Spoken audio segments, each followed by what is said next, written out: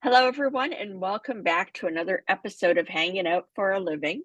Today, we are going to dive into the minds of actually, as I was telling Janice today, that I fall all over my mouth. So, so I started that already, right in the beginning. Keeping it real, as they say. Well, anyway, folks, this is where we dive into the minds of experts and leaders who have really mastered the art of personal branding and networking. Today, we're in for a real treat. We have with us Janice Porter, a LinkedIn trainer extraordinaire, as I like to call her, a podcast host, and someone who believes in harnessing the power of LinkedIn to elevate your professional life. Janice has been instrumental in helping professionals build their brand, get noticed, and really generate the right leads by using LinkedIn as a key tool. I can personally attest to that because I have worked with Janice, and if you chose to do so somewhere down the road, you won't regret it. So if you've ever felt overwhelmed by the platform or aren't sure how to make the most of it, you've tuned into the right episode. Janice, welcome. Thank you so much, Teresa. It's a pleasure to be here, and glad that you made it real at the beginning, because I do the same thing on my podcast. It's just what it is, right? We're just having a conversation. Exactly. It's two friends or two new friends who are just talking it up. So let's dive into our questions and let's Sure. talk about LinkedIn as a tool first. A lot of people think LinkedIn is just an online resume, but you see it as much more than that. Can you talk about how LinkedIn can serve as a primary tool for becoming an authority in one's field? Sure, I can do that. I love talking about LinkedIn. Um, I think originally LinkedIn was meant as a job seekers tool, and for corporations particularly as well. But that was a long time ago, and it's definitely morphed and changed since then. There's almost now 1 billion people on the platform around the world. Yeah, over 900 million at this point. So one thing that people don't understand and realize often is that if you meet someone new and you know what they're going to do, they're going to Google you. So Yeah. when they Google you, LinkedIn is indexed really highly by Google. And so your LinkedIn platform, your profile comes up really high in the search results. So if it's good, bad, or indifferent, and you're on LinkedIn and you think, oh, yeah, but I haven't used it for years, or I don't know what I'm doing, it's still going to show up. And it's going to show up high in the results. So you want to always make sure that you make a good first impression. And then to use it to become an authority in your field based on LinkedIn is really if you are a content person and you want to show people, be visible by posting often and by giving some things of value to show your expertise. And the more you are consistent with that, the more people see and pay attention. Absolutely. And so we all know now that LinkedIn does not discriminate whether you've been on there or not recently, you're going to come up. So, and that was, you talked about first impressions. So, great segue into our next question. You emphasized making the best first impression with a fully optimized profile. So, what are some of the crucial elements that go into creating that all-star LinkedIn profile? Right. Great question, because it is, I often use this old newspaper term, which of course will show my age, but it's called above the fold, right? So when you used Uh, to see newspaper, you still see them in the grocery store sitting on a sure. shelf. It's what do you see on that top half of that page? And so I like to think of the as 4 H's. Your header, and your header is your background image that you have on your LinkedIn profile. And I go to people's profiles and there's nothing there, like wasted space. That's like a billboard that you're not using. So important. There's ways to do it properly, but definitely do it. Your headshot should be professional, by never a selfie. So if you can't afford a headshot professionally, get someone to take one of you. Our cameras are amazing these days. Our phones are amazing these days with Sure. the, so as long as it's done in bright light, it should be okay. The third H is the headline, and the headline is directly under your name. It's the most valuable real estate on LinkedIn, and I can't stress that enough. People don't seem to understand why, though, and they just put things like owner of ABC company or realtor at Remax, Crest or whatever. But that's not who who people are looking. They're looking for you, and so you need keywords in there that may help people find you. And you need a positioning statement if you're a business owner of how you help people. So why is it the most important real estate? I do need to answer that piece because it's really important. And that is because it goes everywhere you go on LinkedIn. So if you post something, your name and your headline shows up. If you comment on somebody else's post, your name and your headline shows up. If you recommend somebody, your name and your headline stays on their profile with your recommendation. And it's just really important that it's good. And the fourth H is what I call the hook. The hook is the very first part of your about section, or the summary section, it used to be called.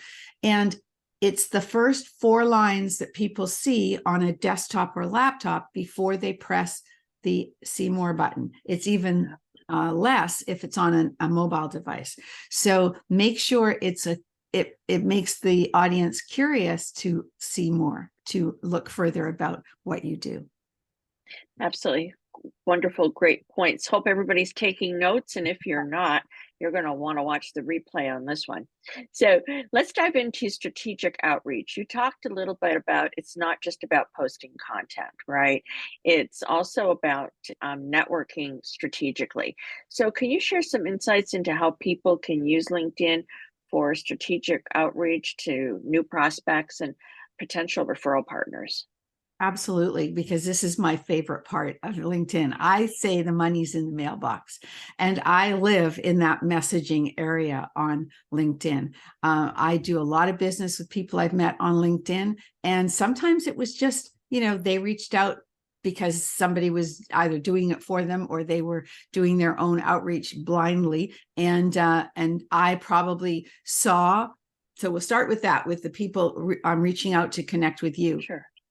You don't have as much control, but you do have control in the sense that you can accept or not accept their connection request. And so before you ever do that, you want to check their profile and see if it appeals to you. See if that person is someone that you want to find out more about. Look at their profile, take the minute or two to scan it and see. And I did that recently, actually, the other week with somebody who had asked to connect with me. And this is a perfect example. This person was local to me. We had a lot of common connections. His profile looked to me like it needed some work. So to me, that's a prospect, right?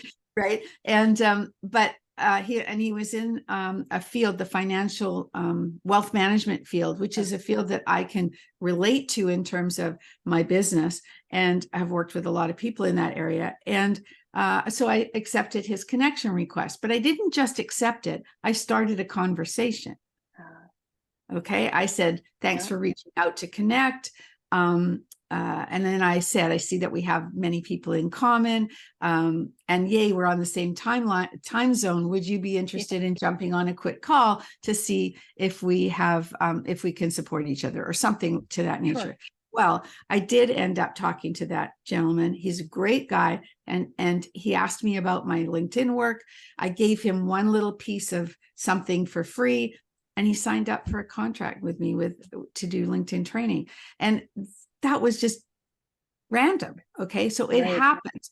The more important strategic way of using LinkedIn for that is doing your outreach. So you decide, what kind of vertical markets are you looking for? What kind of industries are you looking for? What locations are you looking for finding new clients? You can filter your searches on LinkedIn to quite a few of these things. Now, with the free platform, you're a little bit more limited, but it's enough for most people. So don't get me wrong, I'm on the free platform. Those who are, big time salespeople, and that's what they do for, major sales. They have to keep track of everything. They want to narrow down to how much somebody makes, right? Or what companies they're working with specifically. Then they might want to have a paid account, but it's all the same process. It's create in what I call a strategic search to find some people in that with the filters and the parameters that you're looking for, and then start looking at the profiles. See, I work on my gut. I see, do they have a headshot? I can see that right away. What does their headline say? Does it make me want to click to go to their profile and look even further? If I like what I see, then I will send a connection request. And this is really important, I believe. When you send that connection request, it needs to have a personalized note with it. Okay, now that you can do automatically on a desktop or laptop, but on your phone, if you just hit connect, you don't get to do that. So here's a little tip for people, because a lot of the times we're on our phones, right? On I know on my iPhone for sure, and I don't know exactly where it is on the Android, but there's a more button or 3 dots when you are in the LinkedIn app and you want to connect with someone. And don't hit the connect button, hit the 3 dots or the more button. And in there it says personal invite or something, personally invite. Oh, okay. If you click that, you can write a note before you send the connect invitation. And to me, that's just a way of being polite and asking them if they will connect. I always like to say, would you be open to connecting, as opposed to let's connect, because they don't know me from Adam and I want to ask them their permission. Now, absolutely. And that, go sorry, it just sounded like, that sounds really professional, right? Yes. It's polite and professional. Now I'll take that to the next step, because I just did this yesterday where I was doing a demo for some businesswomen, and we came to this part and they wanted to know more about the outreach. And so I did a search for them, and we brought up, I chose realtors because I work with realtors sometimes. Sure. And there was a woman, and I said in California, and I found this woman came up and I said, oh, she looks interesting. Let's go look at her profile. And it was quite well done. I was impressed with the above the fold, and it was good. She had a couple of things I would have done differently, but you know, I'm not perfect. They're not. It was good compared to a lot. So I did an outreach right on the demo I was doing and said, would you like to connect? Well, this morning she responded and she connected. She accepted my connection request, but she didn't say anything. Right. And that happens a lot of the time. So it's up to me now to then send a message, which I just did. And I said, thanks for accepting my connection request. I see you're connected to this person that I know. And I made a comment about that. And I said, I do like to see if my new connections are interested in making the connection real, capital REAL, by jumping on a quick video call. Are you up for that? We can book it, of course. So I'll see if she responds. But, you know, again, you can only engage and keep the conversation going if you take charge, because quite often they don't. Exactly. Such great pointers. Oh my gosh. I know I'm going to go back and watch this and take notes. Well, so thank you. I guess I can't help myself that I like to give some things that people can take away. But there is a lot, you know, just like when I did the 4 H's for you at the beginning, trying to find these questions again. There's so much more to completing the profile, because I like to add some little hints and tips for people that are kind of clues to know if the audience is actually paying attention. So I like to put as well, but those are the basics for getting started for sure. Awesome. Thank you for sharing those. And this will take us right into our last question. You offer a really unique initiative called the LinkedIn Advantage Group, where participants can make LinkedIn a habit. So can you share some success stories on how people can benefit from being part of this group? Well, they can, I'm going to be like right up front with you. Where are we? Sure. October 5th. I had my first, I just launched this like last week, but I launched it for a reason, because I have 2 kinds of people that I think could benefit and that I want to help benefit from this kind of program. It's basically a twice a month, 1-hour session where you come, bring your questions about LinkedIn. You can even email me those questions ahead of time if you want. And I try to show something new that's happening at LinkedIn for you to take away. and then answer questions as people need them. Because I actually go to one of these things myself with my mentors. And when I'm there, if I don't ask a question, I usually get some insight from somebody else's question. So you Sure. can always learn from other people. And it helps make you accountable for staying consistent on LinkedIn. Now, the two kinds of people are, one, my clients who I've done all the LinkedIn, we've done their profile, I've shown them how to do outreach, I've shown them the ins and outs of content, and even tried to get them to track their successes or their ROI for what they're doing. But then they go away and they fall off the wagon, or they haven't quite made it a habit yet. So I'm hoping that this twice a month will help them do that. And the other kind of person that I think it's good for is someone who doesn't know me, your audience that maybe doesn't know me, and they want to know how I work. It's an easy way to come and see who I am, what I do, and if it's a good fit for you. And if anyone would like to join me, the first 2 sessions are free. Oh, excellent. Excellent. Well, listen, folks, I'm thinking you're going to totally agree with me that this was an incredibly enlightening time with Janice. So I want to thank you, Janice, for sharing your expertise and really giving us the lowdown on how to maximize the use of LinkedIn for professional growth. If out there you're intrigued by today's conversation, which I'm thinking you are, and want to dive deeper into becoming a LinkedIn All-Star, I highly recommend getting in touch with Janice. And really to continue the conversation and really get that personal advice on leveraging LinkedIn to its full potential, make sure to check out Janice's LinkedIn Advantage group. She just gave us, what was it, 2 free? 1 Yeah. month, basically. Yeah. Yeah, exactly. It's every right. So y'all want to take advantage of that, and you'll not only learn what's new, but also get feedback on your strategies to continually improve on them. And so head over to our website or LinkedIn profile for more information, and the links for which will be found in the description in this interview. So you'll have it there. Don't miss this opportunity to step up your LinkedIn game. I know I need to.